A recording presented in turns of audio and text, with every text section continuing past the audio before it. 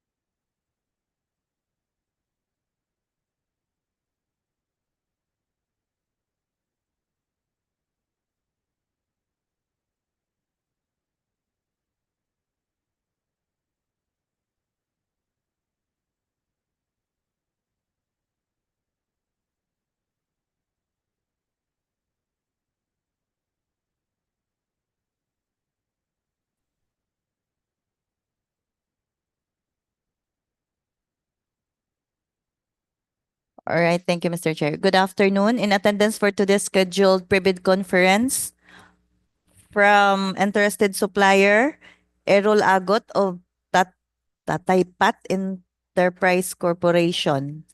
From the Bids and Awards Committee, headed by the back chairperson, Engineer Rolito P. Pancito, Present. back vice chairperson, Engineer Ronaldo A. Canlas, Present. back members, Engineer Maria Rosario C. Bascones, Present. Engineer Ryan Joy El Basco, Present. yours truly, Jeanette Islagues Mapudot. Engineer Teresita Ipagar, back secretariat head, Present. back secretariat members, Miss Agnieszka Hazel Di Caniega, Engineer Ebony Kirsty C. Abogado. DPWH. Engineer Julio S. Fuentes, back TWG head, Present. back TWG member, Miss Judy Grace O. Matulak, Engineer Mark Anthony Latawan. Present. That's all for the attendance, Mr. Chair. Okay, thank you. With the presence of the majority of the back members, hence this pre-bid conference has a quorum. As scheduled, we have only one contract for the procurement of goods to be presented, and may I request Engineer Amis Pudut for the details of these goods. All right.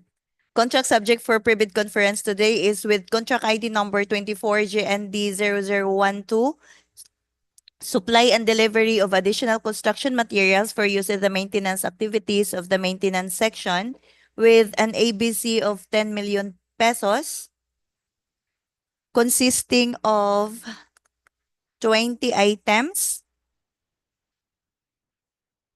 1,300 bags of reflectorized thermoplastic pavement markings, white, ESSHTOM 249-12, 800 bags of reflectorized thermoplastic pavement markings, yellow, ASSHTOM 249-09, 330 pails of primary thermo, 500 bags of glass beads, 200 gallons of traffic paint reflectorized white, 200 gallons of traffic paint reflectorized yellow, 50 pieces of 2 by 3 by 8 lumber, 30 pieces of 1 by 4 by 10 lumber, 40 pieces of 2 by 2 by 8 lawaan lumber, 40 pieces of 2 by 2 by 10 lawaan lumber,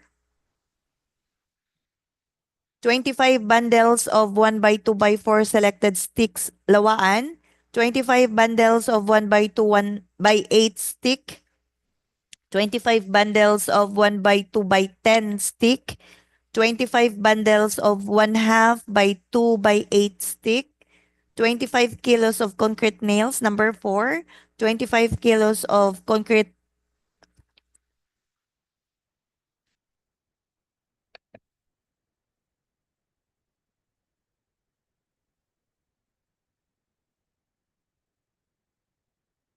common nails, number 1 1/2, 25 kilos of common nails, number 2, 25 kilos of common nails, number 2.5, 25 kilos of common nails, number 3, and 25 kilos of common nails, number 4. For the significant timelines, the delivery of goods is required within 20 calendar days upon receipt of notice to proceed. The complete set of bidding documents are already available starting on December 27, 2024. The pre-bid conference is today, January 3, 2025, and the submission of bid document shall be until 1:30 of January 15, 2025, and the bid opening shall be on January 15, 2025, 1:30 p.m., DPWH Butuan City, DEO, Noah Hall. That's all for the details, Mr. Chair. Okay, thank you. So for the field trips requirement, may I request Engineer Pagar to please discuss the details. Good afternoon, everyone.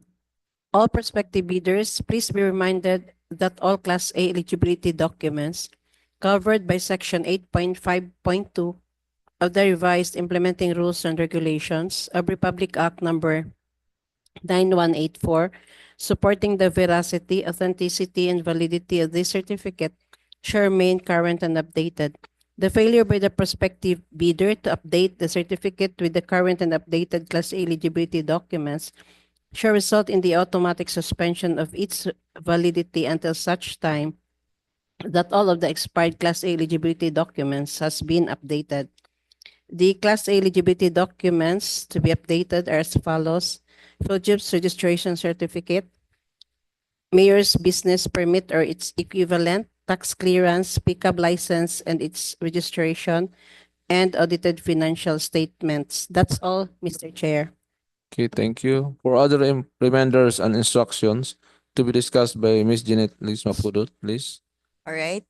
Additional instruction to bidders. It was agreed that while bid opening is in progress, everyone should sound off their mobile phones and silence will be observed the entire proceedings. All pages of the bidding documents to be submitted must be signed by the owner or proprietor. Inquiries and questions may be raised only in the pre-bid conference and will not be entertained during the bidding process. All photocopies attached in the bidding documents must be sealed with original stamp as certified true copy from the original. It must be clear, legible, and authenticated. Acceptable forms of bid security are the following: bid security declaration, any other form such as notarized cashier's check or cash, manager's check, bank draft or guarantee, irrevocable letters of credit issued by Universal or Commercial Bank, surety bond, callable on demand issued by a surety or insurance company, duly certified by the Insurance Commission. Prior to the issuance of the bidding documents, the eligible bidders must present the official receipts as proof of payment to the Bank Secretariat within 3 calendar days from receipt by the bidder of the notice from the bank that it has the lowest calculated bid. The bidder shall submit other contract documents required by existing laws and or by the procuring entity concerning the bidding documents. Failure to submit shall be a ground for the forfeiture of bid security and disqualify the bidder for award.